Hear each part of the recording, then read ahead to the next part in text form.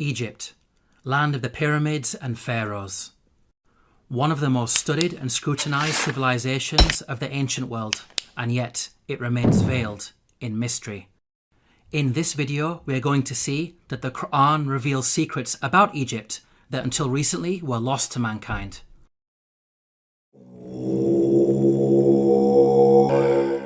Pharaoh was a tyrant in Egypt, enslaving and persecuting the children of Israel. The Quran states the following about the death of Pharaoh and his supporters.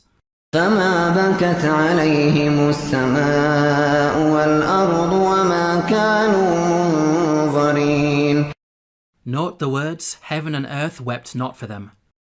A recently unearthed pyramid text has granted us new insights into the meaning of this verse.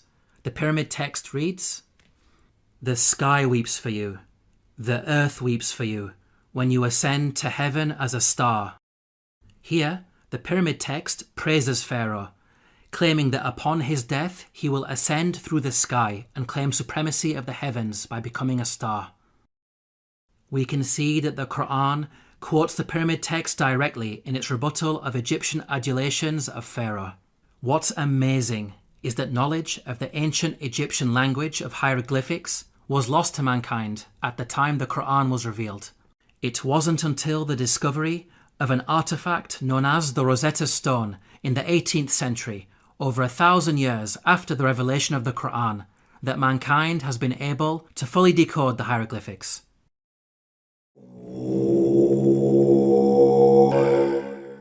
When you hear the word Pharaoh, what comes into your mind? Most people think of the supreme ruler of Egypt. This is correct, but the word did not always refer to the supreme ruler. Ancient Egyptian history is divided into different periods. The word Pharaoh, Egyptian Perah, had different meanings depending on the period of Egyptian history. Historically, the word Pharaoh only started being used as a title for the supreme ruler much later in Egyptian history, during the New Kingdom period. Before this, the word meant great house and was used to refer to the royal palace. The Encyclopedia Britannica states, Pharaoh, originally the royal palace in ancient Egypt. The word came to be used for the Egyptian king under the New Kingdom. Let's now analyze the Quran's accounts about Egypt in light of these historical facts. Like the Bible, the Quran discusses the prophets Joseph and Moses, who both spent time in Egypt. Joseph is dated by scholars to either the Middle Kingdom or Second Intermediate period, well before Pharaoh meant ruler. In the story of Joseph, the Quran repeatedly uses the word king to refer to the ruler of Egypt. He is never once called Pharaoh. Moses is dated by scholars to the New Kingdom period. In the story of Moses, the Quran repeatedly calls the ruler Pharaoh. He is never called king. We can see that the Quran is accurate in its use of language when it comes to describing the leader of Egypt at different periods in its history. How could the author of the Quran have known this? The only source of information about ancient Egypt that would have been readily available are the Bible-based stories. To claim that the Quran copied from the Bible is problematic because the Bible uses the word Pharaoh to refer to the Egyptian ruler in the story of Joseph, which is historically inaccurate. The Quran cannot have copied from the Bible because the Quran corrects the Bible.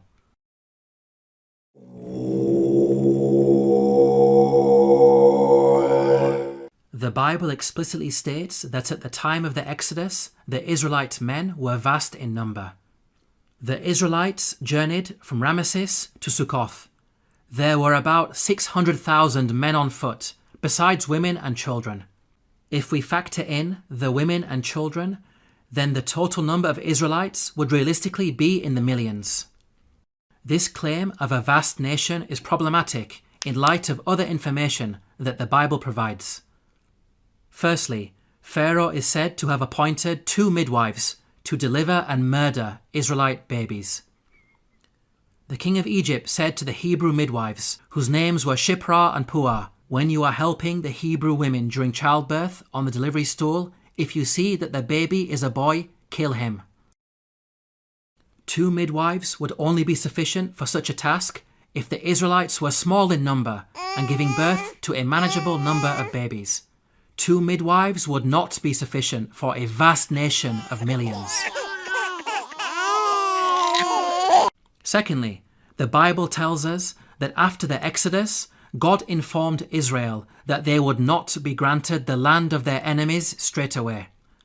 But I will not drive them out in a single year, because the land would become desolate and the wild animals too numerous for you. Little by little, I will drive them out before you, until you have increased enough to take possession of the land.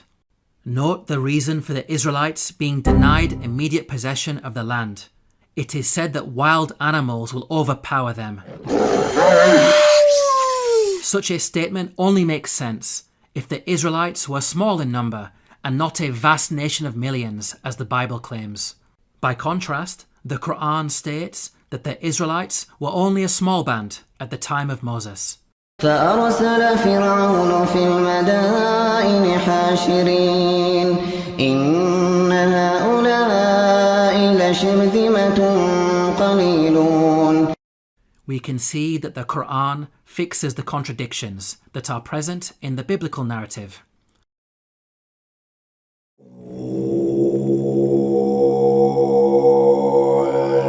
The Quran states that the punishment of crucifixion was used in ancient Egypt from the time of Moses all the way back to the time of Joseph.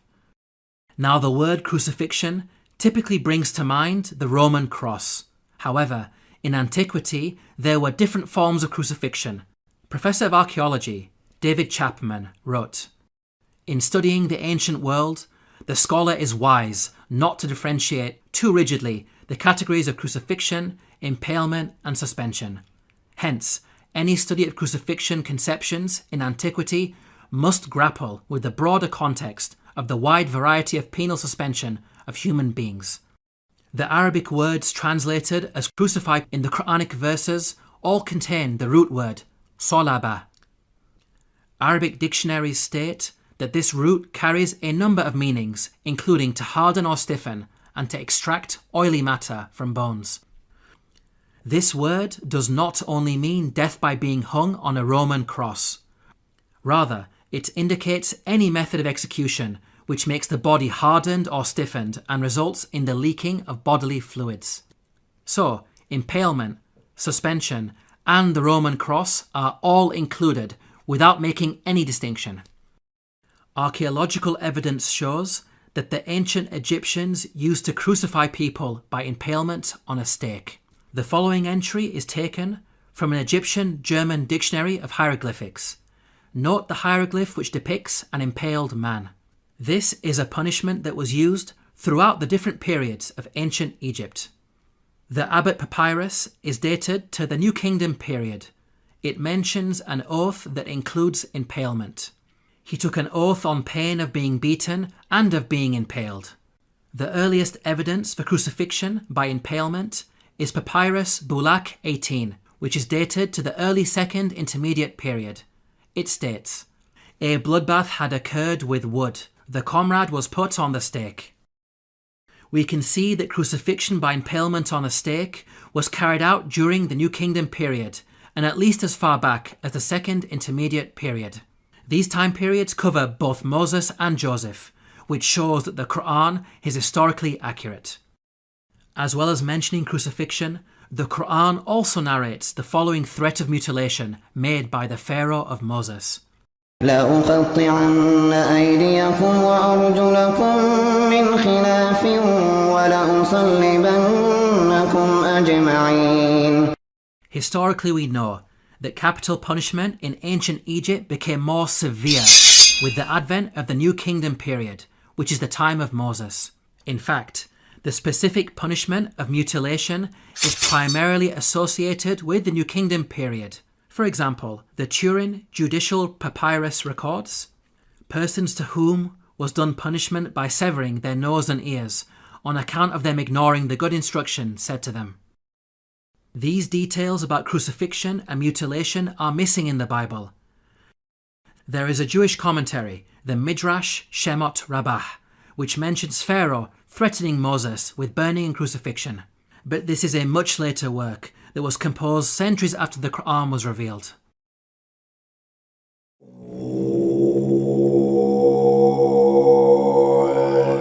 Neither the Bible nor Quran identifies the Pharaoh of Moses by name. We can use the details provided in the scriptures to try to identify the Pharaoh. Both scriptures speak of the Israelites being taken into slavery before the birth of Moses. The use of Semites for slave labour occurred only during the New Kingdom period. So, we can place Moses somewhere in the New Kingdom period. This gives us a list of 33 possible pharaohs. Both scriptures also speak of an exodus of the Israelites out of Egypt. The Merneptah stele is an important artifact that contains the first explicit reference to Israel in the archaeological record. It is dated to around 1208 BCE. It discusses the land of Canaan and mentions the Israelites in relation to Canaan, indicating that the Exodus had already taken place by this date. The artifact is contemporaneous to the pharaoh Merneptah. This means that the Exodus had to take place before Merneptah, since Merneptah was alive and in power after the Exodus and not drowned in the sea. This establishes an upper boundary in the timeline of the pharaohs. From the point of view of both the Bible and Quran, we are now left with 18 pharaohs as candidates who may have ruled during the time of Moses. Let's now delve deeper into the biblical narrative. The Bible claims that there were 2 different pharaohs who were in power. The first died while Moses was in hiding in Midian. When Pharaoh heard of this, he tried to kill Moses, but Moses fled from Pharaoh and went to live in Midian. During that long period, the king of Egypt died. The new Pharaoh continued his predecessor's persecution of the Israelites, and it was his second Pharaoh who was later drowned when Moses crossed the sea. The Bible gives us a timeline for these events. The burning bush encounter with God took place when Moses was 80 years old. So from his birth to the Exodus, there was a span of at least 80 years, during which 2 pharaohs ruled Egypt. Now, there is a big problem if we compare this biblical narrative to the timeline of the pharaohs. We've seen that the Bible claims exactly 2 pharaohs ruled during the 80-year period from the birth of Moses to the Exodus. If we consider the number of years that each of the pharaohs ruled, we can see that there is no 80-year period during which only 2 pharaohs ruled. Any given 80-year period will give you at least 3 pharaohs in power. We can see that the biblical narrative contradicts the historical evidence. Let's now compare the Quranic narrative. Unlike the Bible, the Quran depicts a single pharaoh reigning from the birth of Moses all the way up to the Exodus. The Quran informs us that Moses fled to Midian when he reached the age of maturity. The Quran defines the age of maturity as 40 years old. The Quran also informs us that during his time in Midian, Moses spent 8 to 10 years in the service of his father-in-law before returning to Egypt to face Pharaoh. This means that Moses was at least 48 years of age when the Exodus happened. The only Pharaoh during the New Kingdom period who had such a lengthy reign as an absolute ruler was Ramesses II, who ruled for 66 years. The Quranic account is perfectly in line with the historical evidence and fixes the chronological issues that are present in the biblical narrative.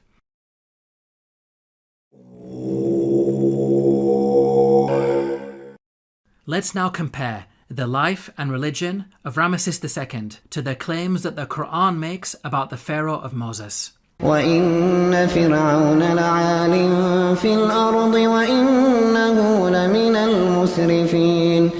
This claim that the Pharaoh of Moses was extravagant has been proven by archaeological discoveries, which show that Ramesses II was the grandest of the pharaohs. The archaeologist Peter Clayton wrote, "His genuine building achievements are on a Herculean scale." The archaeologist Eric Uphill wrote, "The palace of Ramesses was probably the vastest and most costly royal residence ever erected by the hand of man." The Egyptologist Kenneth Kitchen wrote, "Certainly, in his building works for the gods, Ramesses II surpassed not only the 18th dynasty, but every other period in Egyptian history. With regards to the religion of the Pharaoh of Moses, the Quran makes the following claim. فحشر فنادى فقال أنا ربكم الأعلى. The Quran states that the Pharaoh of Moses was arrogant, exalting himself to the position of God. Modern archaeological discoveries have proven this to be true. Ramesses II built the great temple at Abu Simbel to honour himself.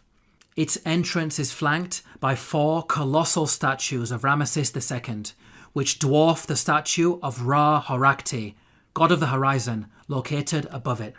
This temple also contains an image of Ramesses II making a sacrifice to his divine self.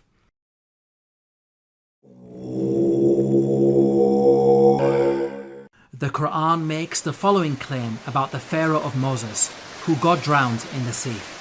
فاليوم ننجيك ببدنك لتكون لمن خلفك آية. We can see that the Quran explicitly states that the Pharaoh's body will be preserved as a sign for future generations. Note that the Quran never makes such a statement about any of the other destroyed nations that it discusses, typically stating that their abandoned buildings and ruins have been made signs for later generations. This claim about a body being preserved is unique to the Pharaoh of Moses. The body of Ramesses II was discovered by archaeologists in the year 1881 CE.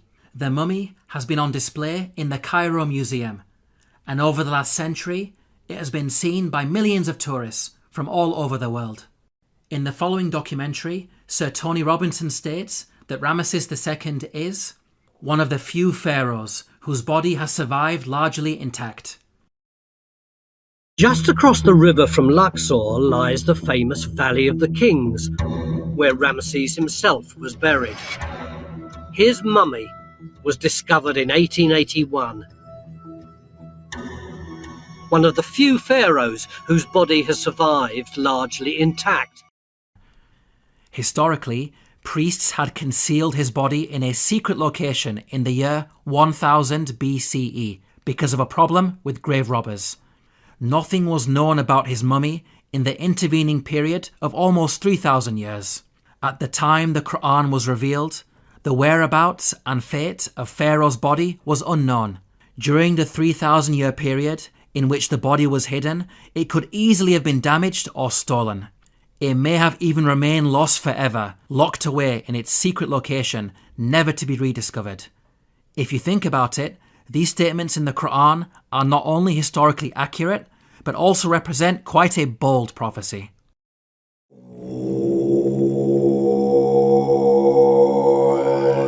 The Bible informs us about a series of plagues that God brought upon Egypt.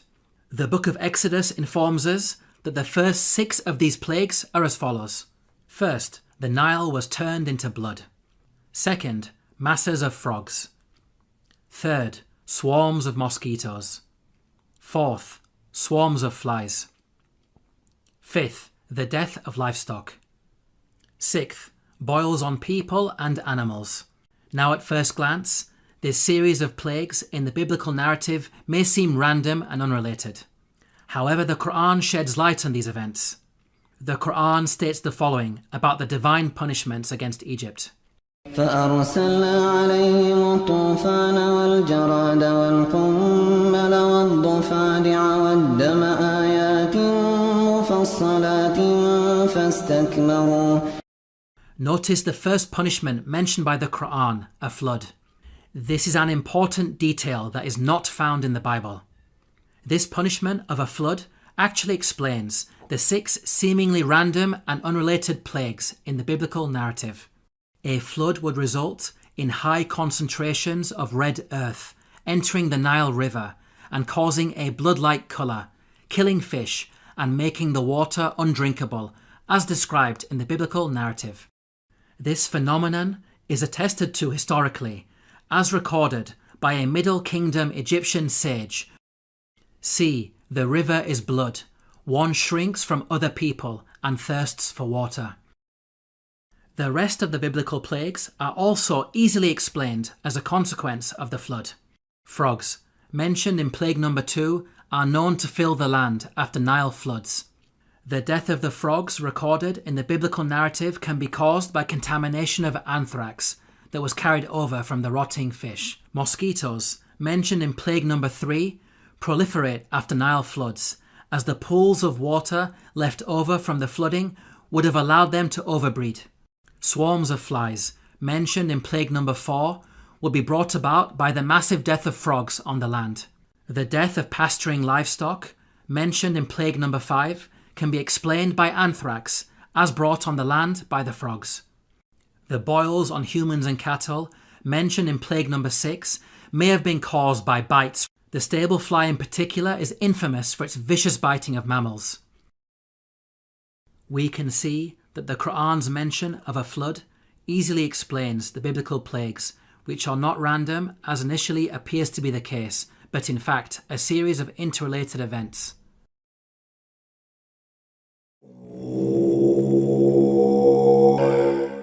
The Quran mentions the following incident about Joseph while he was in Egypt. وشروه بثمن بخس دراهم معدودة وكانوا فيه من الزاهدين. Here the Quran states that Joseph was sold for a paltry price. The Arabic phrase used is darahima ma'dudatin, which contains the words dirham and ma'dud. Dirham means a unit of silver coinage or weight. Ma'dud means countable or limited in number. So the Quran is making the claim that Joseph was sold for a small amount of countable silver.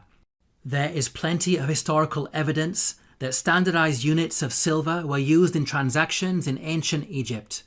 Small pieces of silver, known as shati, were used in trade. The tomb of Nyanknum and Khnumhotep is dated to the Old Kingdom period. It contains a scene of a busy open-air market with goods for sale. Cubits of cloth, for example, are said to be sold for 6 shati. The Rind mathematical papyrus is dated to the Second Intermediate period. It discusses the relative values of gold, silver and lead in terms of shati. Small silver bars bearing the name of Pharaoh Tutankhamun have been dated to the New Kingdom period. They are inscribed with a hieroglyphic which states, Tutankhamun, ruler of Heliopolis in Upper Egypt. Until recently, historians believed that the minting of precious metals was a later Greek invention. These recent Egyptian archaeological discoveries have forced historians to completely revise their understanding of coinage in the ancient world. How is it possible that such knowledge was revealed in the Quran nearly 1,500 years ago? The Bible mentions that Joseph was sold for 20 of silver. However, this sale is said to have taken place with some Arabs outside Egypt. By contrast, the Quran states that the sale took place inside Egypt. So, the Bible could not have been used as a source by the Quran. It is in fact the Bible that contains historical errors when it comes to coinage. For example, the Bible makes the claim that a gold coin known as the darik was used at the time of King David. They gave toward the work on the temple of God 5,000 talents and 10,000 darics of gold. As historians point out, the darik is named after the Persian leader Darius the Great, who lived hundreds of years after King David. The Jewish Encyclopedia acknowledges this error. A notable instance of anachronism occurs in 1 Chronicles 29:7.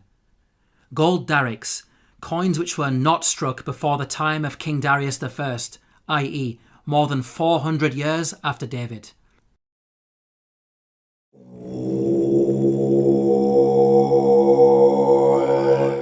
The Quran narrates the following conversation between the Pharaoh of Moses and an individual referred to as Haman. وقال فرعون يا هامان ابن لي صرحا لعلي أبلغ أسباب السماوات فأطلع إلى إله موسى وإني لأظنه كاذبا. Here Pharaoh commanded Haman to build a tower that would allow him to reach the heavens. It's important to understand that Pharaoh's intention was not to literally scale a tower to reach the sky. Rather, it's a reference to the Egyptian belief that after death, the Pharaoh would ascend from earth to heaven, taking his place among the gods. As we covered earlier, the author of the Quran had an awareness of ancient pyramid texts that detailed such beliefs. Egyptian monuments housed the bodies of dead pharaohs. These monuments acted as a bridge between this world and the next. They were filled with religious writings that served as instructions to help the dead pharaoh ascend to the heavens. Hence, the person in charge of constructing such a monument for Pharaoh would not only need to be skilled in architecture, but also highly knowledgeable in religion, a builder-priest of sorts. Let's now turn to history to see if we can identify an individual known as Haman, who was both a builder and a priest. Earlier we concluded that Ramesses II was the pharaoh at the time of Moses, so we will focus on this time period.